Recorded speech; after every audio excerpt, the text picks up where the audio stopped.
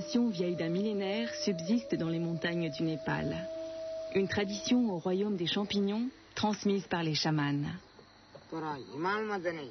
Mingma Sherpa les connaît tous. En tant que chaman de Kalinchok, il est à même de nous expliquer la valeur de ces champignons très particuliers. Le champignon du tambour de chaman, le polypore luisant, également connu sous le nom de champignon de l'immortalité.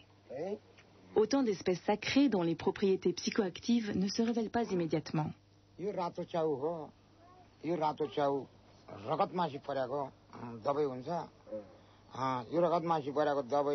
J'utilise ce champignon pour venir en aide aux personnes malades.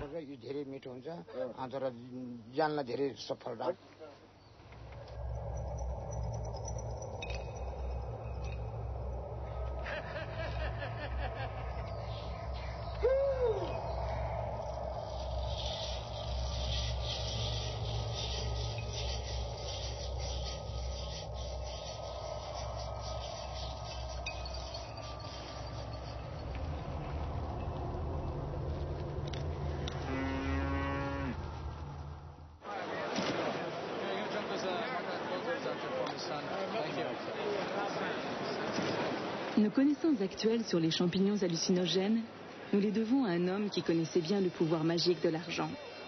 Cet homme, un banquier new-yorkais, fils de pasteur, gentleman de la vieille école, a posé les bases de la recherche moderne sur les champignons. Un pur produit de Wall Street, qui est devenu en même temps malgré lui le père fondateur du mouvement psychédélique. Gordon Wasson. C'est sa femme Valentina, une Russe, qui fait découvrir aux banquiers le monde des champignons. Au cours d'une promenade, elle se révèle experte en champignons, alors que son mari, lui, frémit à l'idée d'en manger. Dès lors, ils se pencheront tous deux sur cette question. Pourquoi les cultures ont-elles une approche aussi différente des champignons ? Ma mère connaissait très bien les champignons, alors que mon père, lui, pensait qu'ils étaient tous vénéneux. Je me souviens qu'elle s'est d'abord intéressée aux champignons, dans l'idée d'écrire un livre de cuisine. Ma mère voulait écrire un livre de cuisine russe qui, autant que je sache, n'a jamais été publié. Aujourd'hui, ses travaux se trouvent à Harvard et j'ai même gardé quelques-unes de ses recettes. Mais ça a été le point de départ de cette formidable étude sur le rôle des champignons dans les différentes cultures. La réponse à la question centrale des Wasson se trouve sur le campus de l'université de Harvard à Boston. Quelle est la véritable signification culturelle des champignons dans le monde ? Plus exactement, ce sont 4000 réponses. Objets du monde entier et champignons sous toutes leurs formes, depuis le joyau archéologique jusqu'aux précieuses œuvres d'art en passant par les champignons séchés, tous rassemblés dans la plus grande collection mycologique au monde, la collection Tina et Gordon Wasson.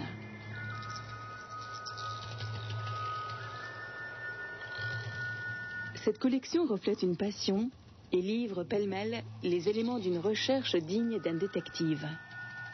Des précieux netsuks japonais en ivoire aux colifichets érotiques, les Wasson explorent toutes les pistes. Ils divisent le monde en cultures mycophiles et mycophobes, celles qui aiment les champignons et celles qui les détestent. Après la mort prématurée de sa femme, Gordon Wasson continue seul les recherches. Dans une correspondance abondante, plus de 8000 lettres au total, il isole l'objet de ses recherches, entretient des relations épistolaires avec Aldous Huxley ou Claude Lévi-Strauss. Il écrit même à Agatha Christie au sujet d'un détail. Des milliers de diapositives et de photos documentent ses voyages d'études sur tous les continents.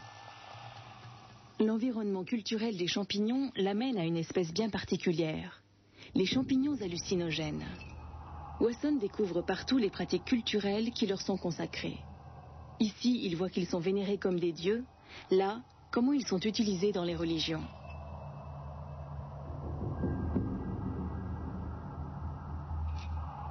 C'est l'amanite tumouche qui attire d'abord son attention. Dans la culture occidentale, ces champignons sont considérés comme vénéneux. En Sibérie, au début du siècle dernier, des chercheurs rapportent que des chamans tombent en extase lorsqu'ils ingurgitent des amanites tumouches. Wasson découvre que des peuples indo-européens primitifs vénéraient l'amanite tumouche comme une créature divine.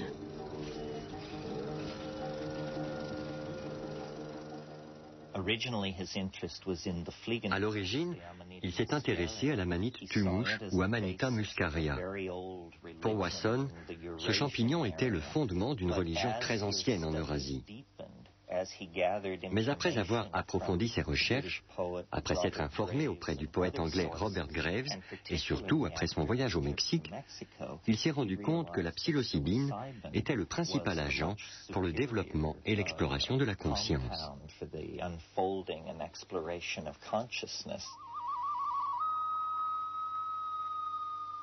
Le champignon à l'origine de la religiosité? Au Mexique, Wasson trouve de nombreux documents en faveur de cette thèse, et pas seulement dans le passé.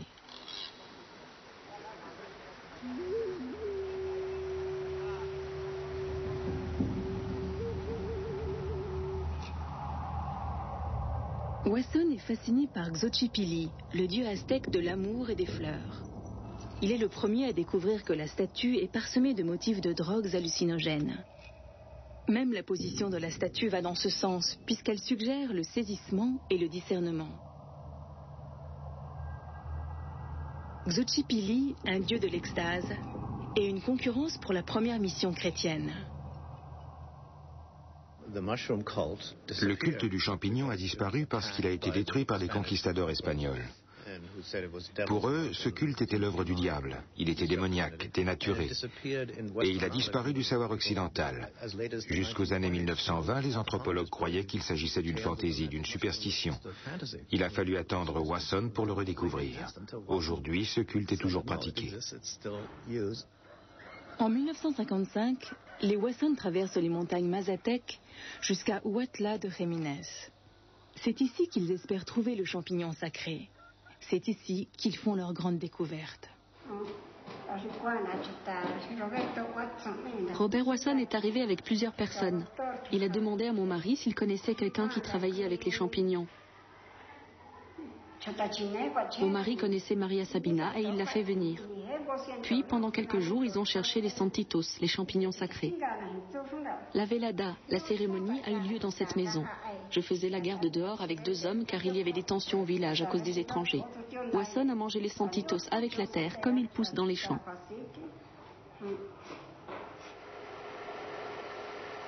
C'est Maria Sabina, la chamane mazatèque, qui donne les champignons à Gordon Wasson. Ainsi, en 1955, il est le premier blanc à pouvoir participer à une telle cérémonie, la velada de la chair des dieux. Il faut les consommer comme on les retire de la terre, avec la saleté et tout ce qu'il y a dessus. Parce que si vous en jetez un morceau, les petits lutins vous demanderont plus tard « Où sont mes pieds? Pourquoi ne m'as-tu pas mangé en entier? Va chercher le reste de mon corps et mange-le. » Maria Sabina initie Wasson à l'usage des champignons hallucinogènes mexicains. Une velada. Entourée d'amis et de parents, la chamane ingurgite les champignons hallucinogènes. Ils sont censés lui ouvrir la voie du divin, déployer leurs vertus bienfaisantes. Traditions chrétiennes et mazatèques fusionnent en un rituel qui dure toute la nuit.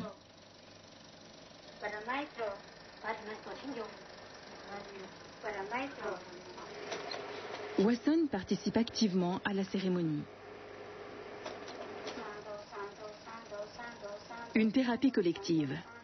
Au centre, Maria Sabina. Elle sert de médium, de guérisseuse. Une visionnaire.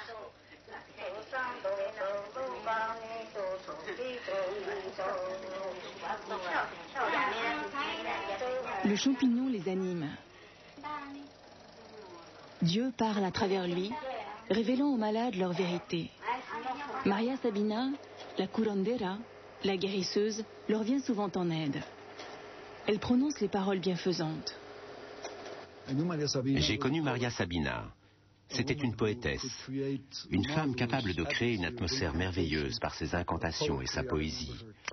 Je la revois frapper dans les mains et dire « Je suis la femme araignée, je suis la femme terre, je suis la femme lune, je suis la femme pluie, je suis la femme reine, je suis la femme chien, je suis la femme soleil, et ainsi de suite. » Elle crée une ambiance fantastique, empreinte de poésie et de communion.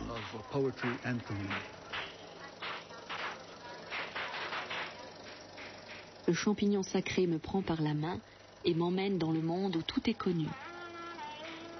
Plus on pénètre dans le monde de Teonanacatl, plus on voit de choses. On voit aussi le passé et le futur comme une seule et même chose qui s'est déjà produite, qui s'est déjà accomplie. Les Indiens utilisent les substances hallucinogènes et les champignons depuis le début de leur civilisation. Cela ne fait pas partie du monde moderne. Pour eux, cela fait partie de leur culture ancestrale. C'est un événement complètement distinct de la vie urbaine moderne.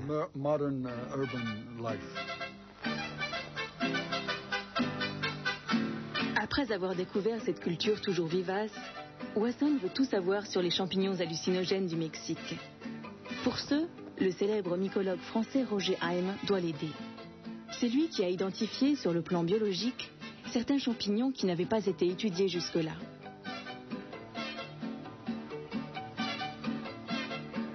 Ensemble, le professeur français et l'autodidacte américain entreprennent une autre expédition périlleuse dans les montagnes mexicaines.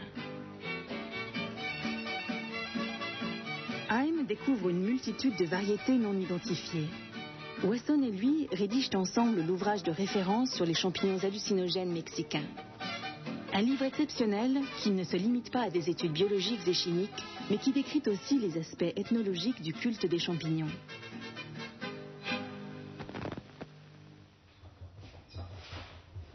Toutes les notes, tout l'héritage du professeur Roger Haim est conservé dans les archives du Muséum d'histoire naturelle de Paris. Ici, on trouve aujourd'hui encore des champignons séchés qui proviennent des expéditions des années 50 au Mexique.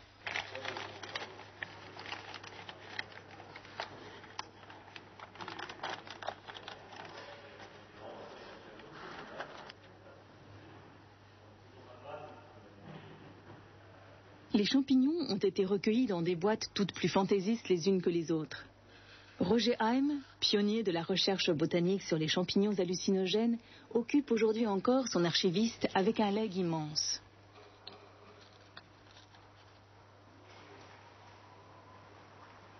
C'est vraiment son apport à la fois morphologique, développement du champignon, connaissance de la culture de ce champignon, éventuellement, si on peut arriver à progresser dans cette voie. Et c'est un apport, donc, indirectement, mais sûrement, à la systématique de ces champignons. Parce qu'il faut bien comprendre que c'est dans la connaissance du développement de ces organismes qu'on arrive à les placer dans tout l'ensemble de la nature. Mais l'ambition de Haim ne s'arrête pas là. Une fois les propriétés botaniques identifiées, il s'agit de percer le secret des champignons merveilleux des montagnes mexicaines, de découvrir ce qui met les hommes dans des états aussi étranges.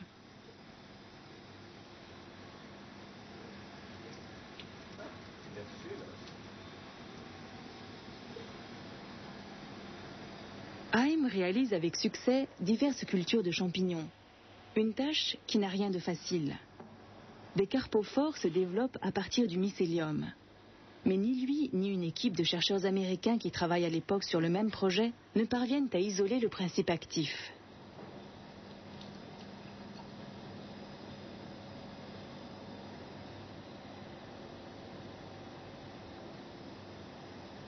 Seul un homme pourra les aider. Il s'agit d'Albert Hofmann, chimiste au laboratoire suisse Sandoz. Depuis les années 50, il est connu pour avoir découvert le LSD. Et Hofmann sait comment isoler le principe actif des champignons hallucinogènes.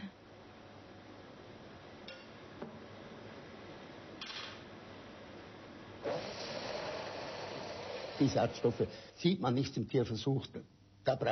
On ne peut tester ce genre de substance sur des animaux. Il faut faire l'expérience sur des hommes. Ces substances agissent sur la conscience. Et chez les animaux, la conscience, enfin, ce que nous appelons conscience, est très peu développée. C'est pourquoi, dès que les champignons sont arrivés, j'ai fait une expérience sur moi-même. Et avant même de commencer mon travail d'analyse, la première chose que j'ai vue, c'est que les champignons produisaient les mêmes effets que le LSD. Je connaissais le dosage. J'en ai avalé 12 paires. C'était la dose qu'utilisaient les Indiens. Et j'ai vécu une expérience très forte, tout à fait comparable au LSD. Hoffman découvre que le modèle moléculaire du LSD est très proche de celui de l'agent du champignon. Il vient d'isoler la psilocybine. Au microscope, Gordon Wasson peut lui aussi reconnaître la psilocybine à travers sa structure cristalline. Un travail d'équipe fructueux. Pour les trois chercheurs, si vous voulez, qui ont travaillé en synergie, si on peut dire, ça a été pour mon père l'aspect botanique, pour Wasson l'aspect ethnographique, et pour Hoffman l'aspect proprement chimique. Alors les trois ont trouvé dans cette découverte la possibilité de poursuivre leurs propres travaux personnels dans leur spécialité. C'est ça qui a été évidemment très constructif en tout cas. En collaboration avec Hoffman, Wasson étudie le champignon comme fondement de la religiosité, y compris dans l'Antiquité. Ainsi, une fois par an, des mystères étaient célébrés à Éleusis, en Grèce. On sait que les pèlerins buvaient une potion qui leur donnait des visions. Ils croyaient voir Dieu. Wasson est persuadé que dans la potion, il y avait un champignon qui provoquait l'extase religieuse au cours de ces rituels.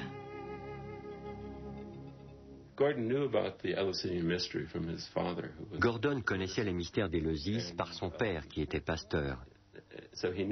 Il savait aussi qu'on y buvait une potion qui donnait des visions.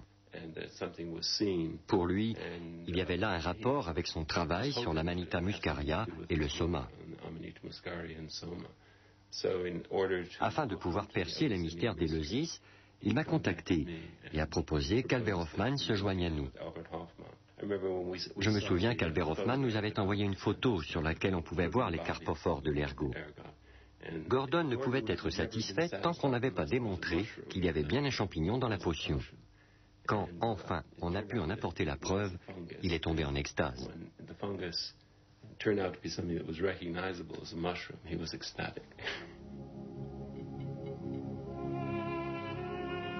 Il était formellement interdit aux pèlerins, sous peine de mort, de faire état de leurs expériences. Ce sont les reproductions de céréales qui mettent Wasson sur la piste. Albert Hoffman, qui quelques années plus tôt avait extrait le LSD du champignon d'ergot, confirme les soupçons de Wasson. Les mystères extatiques et dionysiaques sont enfin dévoilés. C'est un rituel qui repose sur les champignons. Ah, maman, je suis bien. Je suis bien. Ah oui, très bien. Très bien. Et il y a le problème également des couleurs. À partir de la fin des années 50, Roger Heim effectue des expériences sur lui-même et sur des volontaires afin d'étudier les effets de la psilocybine sur le psychisme des hommes. À l'aide d'un psychiatre, il note soigneusement les réactions des individus. Ainsi, 63% d'entre eux voient des objets se déplacer et 81% décrivent des états euphoriques.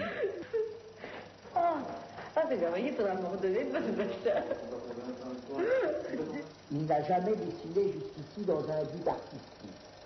Et il fera son initiation à travers l'expérience. Il est alors dans l'euphorie. Il prend contact avec le graphisme.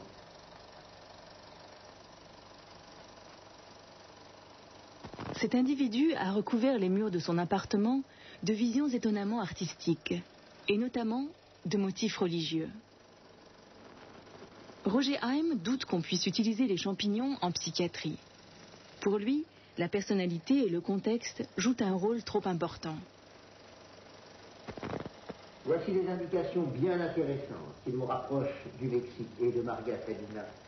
Elles mettent en lumière l'influence de ces champignons sur le psychisme et même le caractère de l'individu, l'exacerbation des tendances sous-jacentes et en définitive la complexité de notre réservoir psychique et de sa sensibilité. Au début des années 60, outre-Atlantique, un autre scientifique commence à tester les effets des champignons hallucinogènes sur des détenus. L'homme qui convaincra les détenus que cette expérience est un moyen exceptionnel pour élargir le champ de la conscience est lui aussi professeur à Harvard. Il s'appelle Timothy Leary.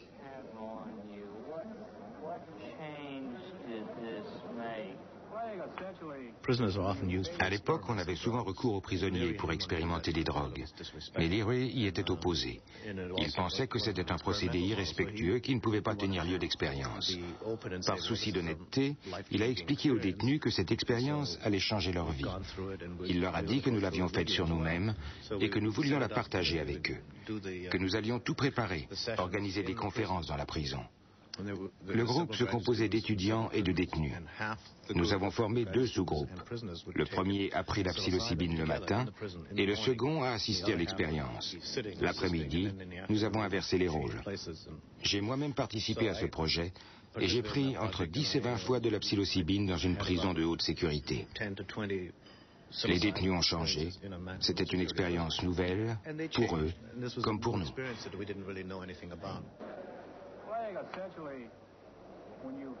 Quelques décennies plus tard, une étude comparative montrera que ces détenus récidivent aussi souvent que les autres.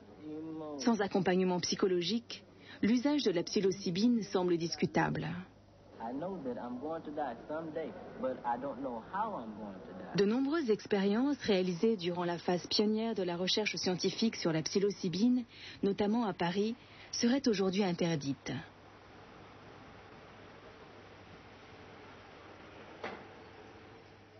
Dans l'appartement où nous sommes ici, il a fait des essais d'ingestion de champignons et il les a décrits très bien. Il a écrit parfaitement ce qu'il ressentait. Ça a duré 2 heures. Il nous a raconté son histoire. Ça a duré 2 heures. Ce qu'il a senti le plus important, ce qui était pour lui, c'était que le sol devenait concave. C'est-à-dire qu'il avait l'impression qu'il n'y a pas un sol plat dans l'appartement, mais c'était au contraire très très penché.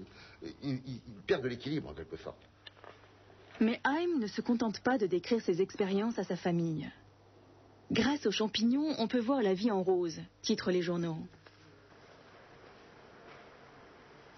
C'est sûr que quand on annonce officiellement un directeur du muséum, le directeur du muséum est à la fois directeur du laboratoire de cryptogamie et en plus un académicien des sciences, a essayé sur lui-même des champignons hallucinogènes, alors ça défraie la chronique. Gros titre dans tous les journaux. Le professeur Haim est sous les feux de la rampe. Lui qui n'avait probablement pas imaginé que ses déclarations feraient perdre leur innocence aux champignons. Ce célèbre article du magazine Life sera déterminant pour leur popularité. En 1957, Gordon Wasson y décrit ses rencontres extatiques avec les champignons hallucinogènes mexicains. L'article paraît dans le monde entier. Pour la première fois, des millions de lecteurs apprennent l'existence des champignons magiques. Ainsi, bien malgré eux, des messieurs sérieux d'un certain âge ont jeté les semences de la révolution psychédélique.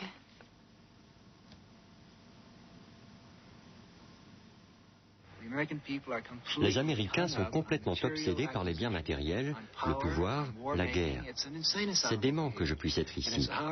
Notre but est d'élever le niveau spirituel des Américains.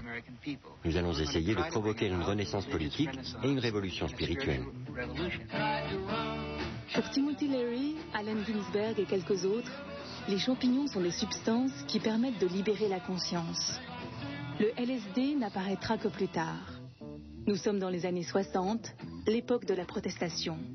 Les jeunes veulent sortir des sentiers battus par tous les moyens.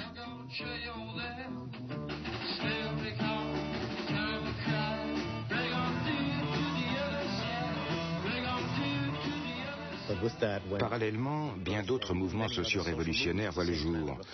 C'est le début du mouvement féministe, du mouvement de libération de la femme. C'est le début du mouvement des droits civiques. Et en même temps, on voit émerger le mouvement pacifiste, le mouvement contre la guerre du Vietnam et la révolution sexuelle. Et dans cette ambiance révolutionnaire, nombreux sont ceux, leaders ou activistes, qui prennent des drogues psychédéliques.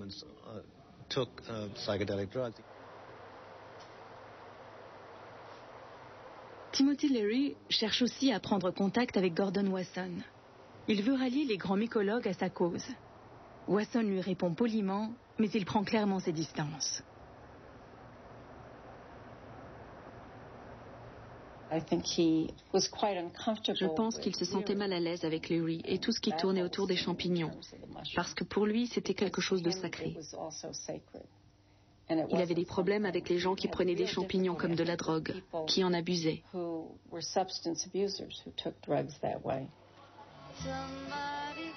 Mais la boîte de Pandore est ouverte.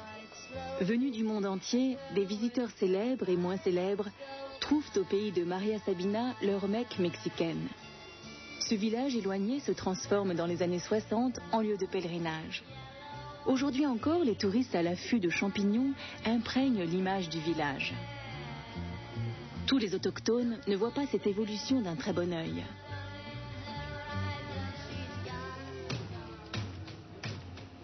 Elle est devenue une chamane à la renommée mondiale, Maria Sabina. Mais au village, beaucoup lui reprochent d'avoir livré aux Blancs leur connaissance sur la chair des dieux. Maria Sabina croyait que tous ceux qui venaient étaient comme Wasson. À l'époque, nous avons eu beaucoup de visiteurs. Je lui ai demandé ce qu'ils attendaient d'elle. Elle m'a répondu, ils viennent chercher Dieu. Et ils l'intègrent dans leur culture. Maria Sabina, une icône de la génération pop. Elle restera fidèle à elle-même et ne comprendra jamais tout ce tapage. À ses yeux, les Niños Santos, les enfants sacrés, les champignons, resteront un moyen d'accéder à Dieu, une thérapie de groupe. Pour eux, c'est une expérience collective et culturelle. Ce n'est pas une expérience individuelle isolée comme peut l'être la consommation de drogue dans les sociétés urbaines. C'est complètement différent.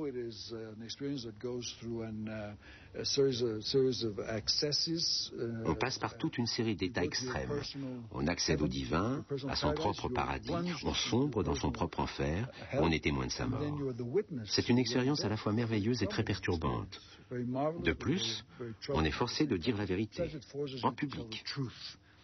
Et parfois, en affrontant sa femme, sa maîtresse, ses amis, ça peut tourner à la catastrophe. Ça peut se finir par un divorce. Le groupe que j'accompagnais chez Maria Sabina a connu pas mal de déboires. Ainsi, une femme a dit à son mari « Je te déteste, pourquoi je t'ai épousé ?» Ça, je m'en souviens. C'est dangereux de prendre des champignons hors de son environnement culturel, dans l'environnement des Mazatèques d'Oaxaca, et d'essayer de se rattacher au mode de vie occidental, européen. Malgré toutes les mises en garde et les interdictions de par le monde, les champignons sont devenus une drogue festive et connaissent une renaissance fulgurante depuis les années 90. Pour la génération des rêveurs, ce sont les champis, les psylos, et ils les mélangent allègrement avec d'autres drogues. Les grands rassemblements du week-end préoccupent de plus en plus les médecins et les brigades des stupéfiants. L'usage authentique des champignons hallucinogènes ne subsiste plus que dans quelques régions éloignées, à plusieurs jours de marche. Au Népal, bastion des chamans, presque sur le toit du monde. En ingurgitant des champignons, les chamans croient approfondir leur connaissance de la nature.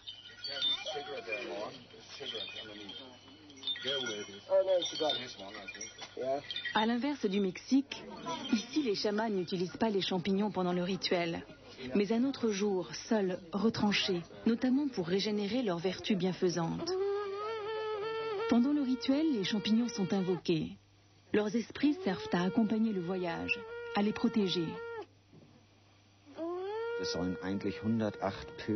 En fait, il faut invoquer 108 champignons, mais beaucoup n'en connaissent pas autant.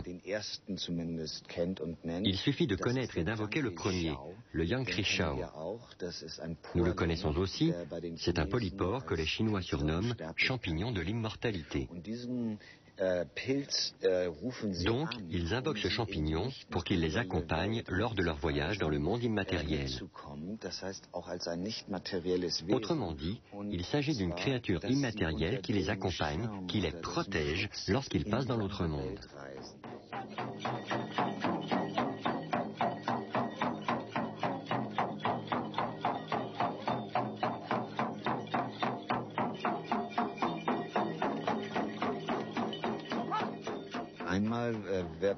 Tantôt, le champignon est un esprit qu'ils invoquent pour être protégés dans une autre réalité. Tantôt, le champignon sert, pour ainsi dire, de carburant pour renouveler l'énergie sacrée des chamans. Tantôt, c'est un moyen de voyager pour accéder à la connaissance.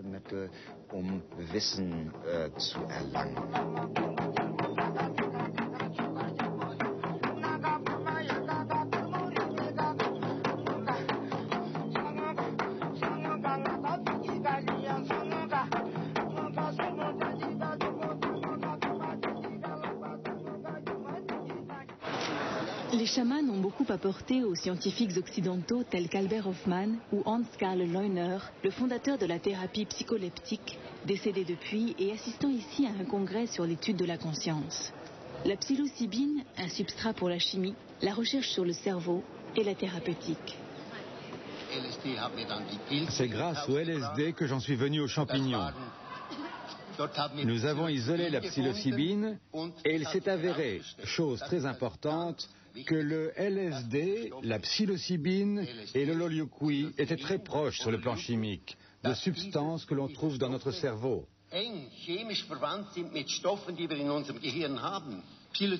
La psilocybine se distingue à peine de la sérotonine, un transmetteur présent dans notre cerveau et qui est très important pour notre activité intellectuelle et nos émotions.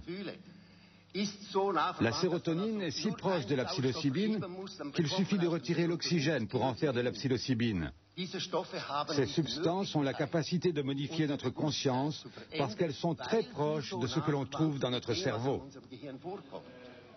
On a souvent expérimenté l'usage de la psilocybine chez des malades psychiques. Ainsi, dans les années 70, le professeur Leuner a obtenu des résultats probants avec des patients qui passaient pour incurables. Nous avons réalisé une étude sur 127 patients. 80% d'entre eux n'étaient pas réceptifs à la psychothérapie. Ils étaient donc incurables.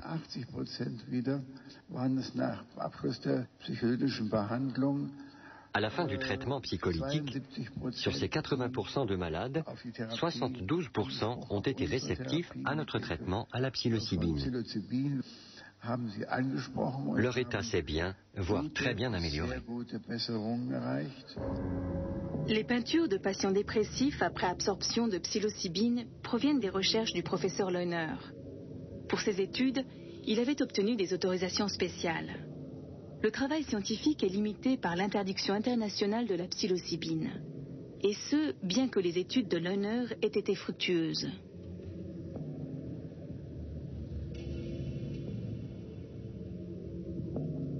Ici, par exemple, la peinture d'un patient sans psilocybine. À droite, après absorption de la substance. Les caractéristiques principales sont des modifications de la perception.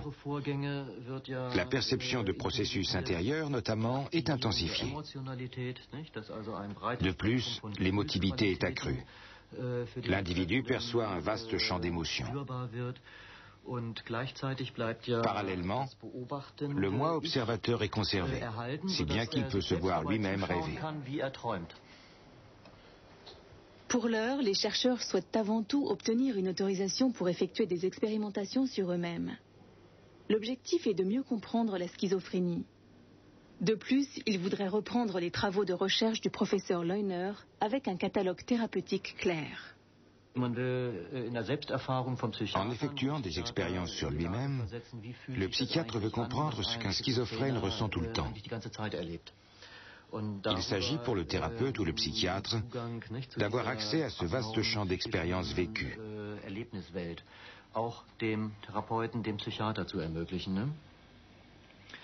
Nous ne voulons pas administrer de la psilocybine aux schizophrènes, mais à des patients atteints de troubles psychiques moins graves. Troubles névrotiques, angoisse, dépression, maladies psychosomatiques.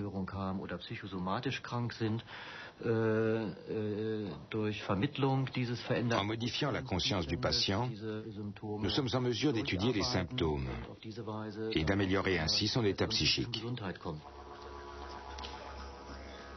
Comme chez nous, l'Inquisition a fait disparaître toute forme d'usage cultuel des champignons, leurs amateurs d'aujourd'hui concoctent eux-mêmes leurs rituels en s'inspirant de différentes traditions.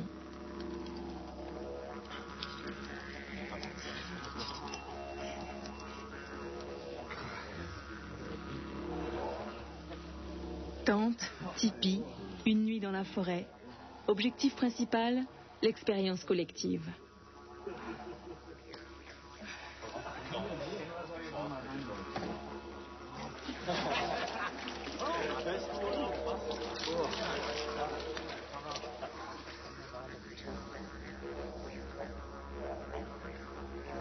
Le rituel des champignons, organisé en privé, s'inspire de modèles mexicains. Ce n'est pas légal, mais on le fait quand même.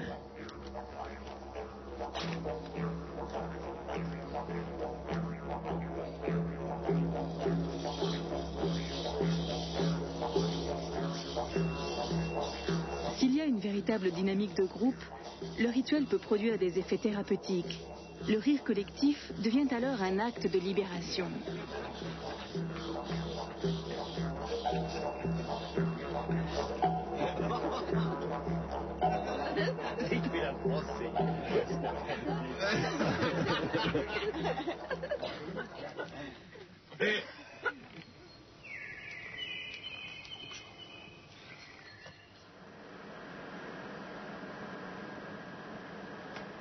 Après avoir avancé pendant longtemps, très lentement, les scientifiques s'intéressent de nouveau ces dernières années aux champignons, à l'instar du Centre de recherche biologique sur la conscience de Villingen en Suisse. Comme ici les lois sont plus libérales, il est possible de tester la psilocybine sur des hommes.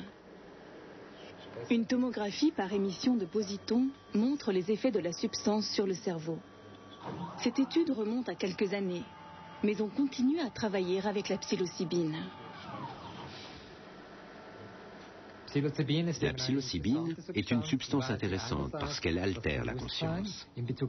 Elle modifie non seulement les émotions et les sentiments, mais aussi le contrôle du moi et la distinction entre le moi et l'autre.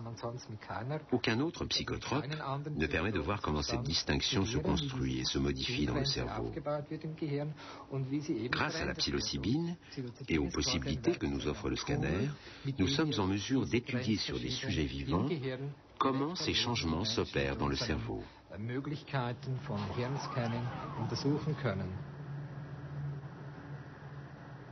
De plus, nous avons développé un paradigme qui nous permet d'étudier la régulation du traitement sensoriel, à savoir comment les stimuli sensoriels peuvent être plus ou moins atténués dans le cerveau. Et pour ce, nous utilisons un paradigme acoustique. Nous soumettons différents sons au sujet et nous étudions ensuite la façon dont le cerveau traite chacun de ces sons.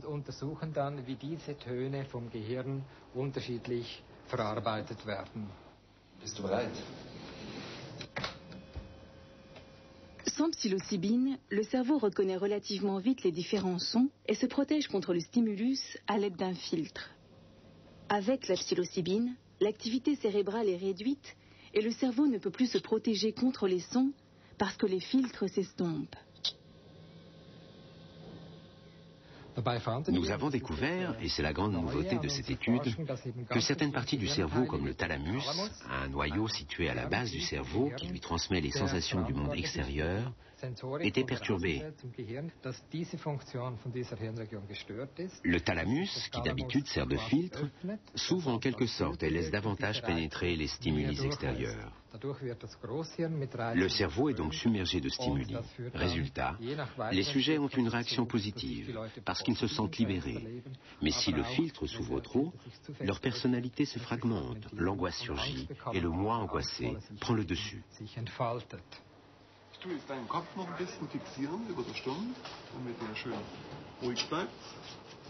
En outre, les études tomographiques doivent permettre d'offrir une meilleure thérapeutique aux malades psychiques.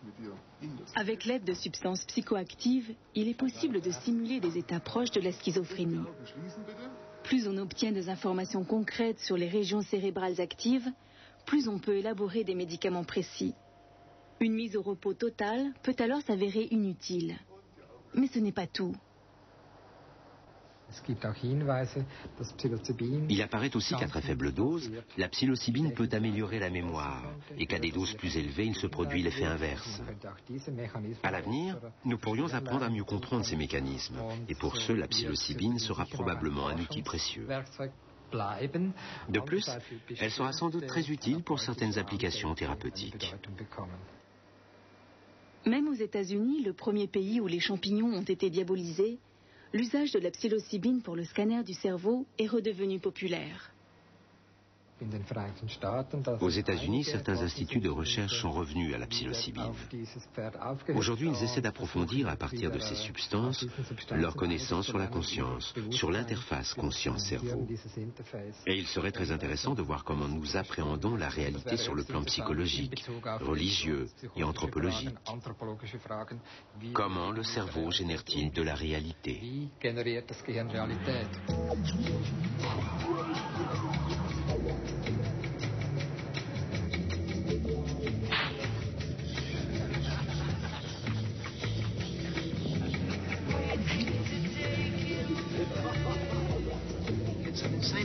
Insane asylum over here. Oh oui, très bien.